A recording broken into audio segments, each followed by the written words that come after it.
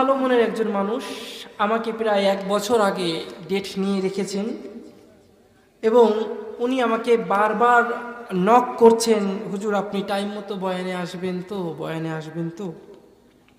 এটার একটা কারণ আছে। আমি শুনেছি গত বছর নাকি আপনার এখানে একজন প্রসিদ্ধ বক্তাকে দাওয়াত দেওয়া হয়েছিল। ওই প্রসিদ্ধ বক্তার সাথে আমার 2টা মাহফিল ছিল।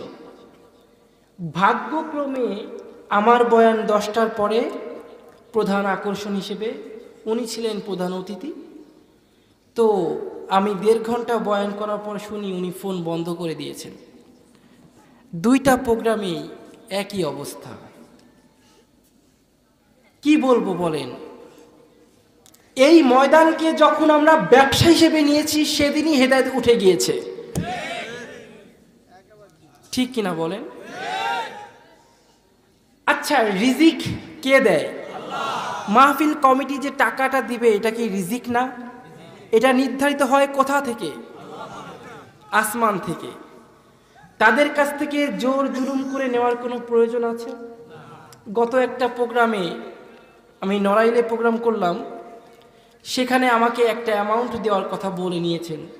একটা অ্যামাউন্ট ছোট আকারের বলেছেন, আমি সেখানে গিয়েছি।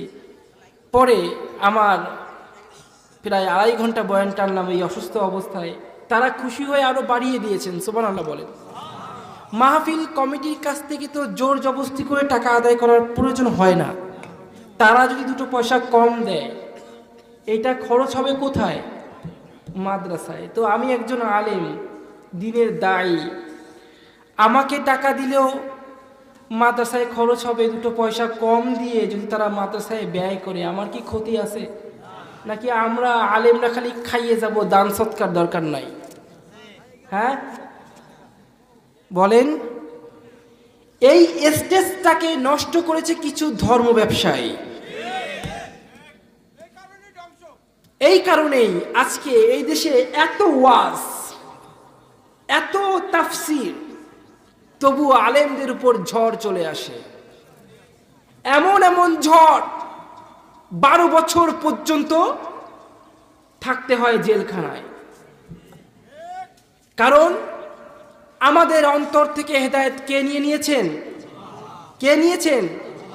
আলেমরা জেলে গেলেও কি, না গেলেও কি, আমাদের অন্তর কাঁদে না, ঠিক কিনা? তাদেরকে ফাঁসির দড়িতে ঝুলায় ঝুলাক, আমি তো ভালো আছি, আমার তো চাকরিটা আছে, ঠিক কিনা? কারণটা কি? আলেমদের প্রতি মোহাব্বত কেন কমে গেল? কই, আমি যতগুলো প্রোগ্রাম করি পীরের মতো সম্মান পাই। কারণ কি? আমি কি পয়সা কম পাই? আমার কি পয়সা কম দেয়?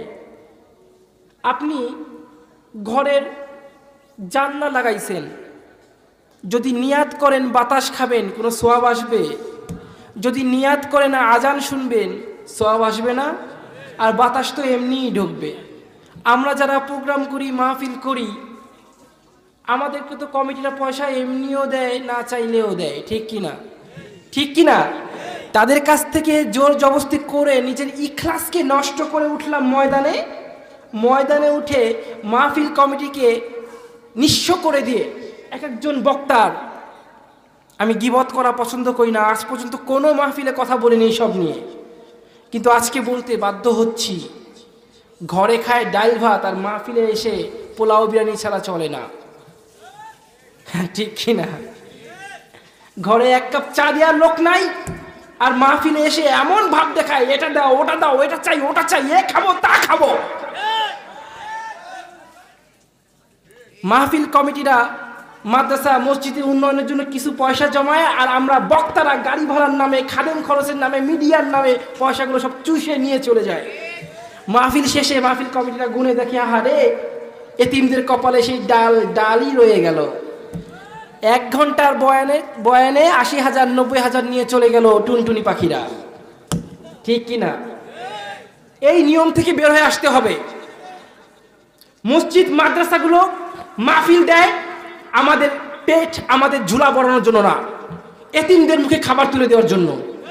এই যে এত চাল কালেকশন করলো কেন?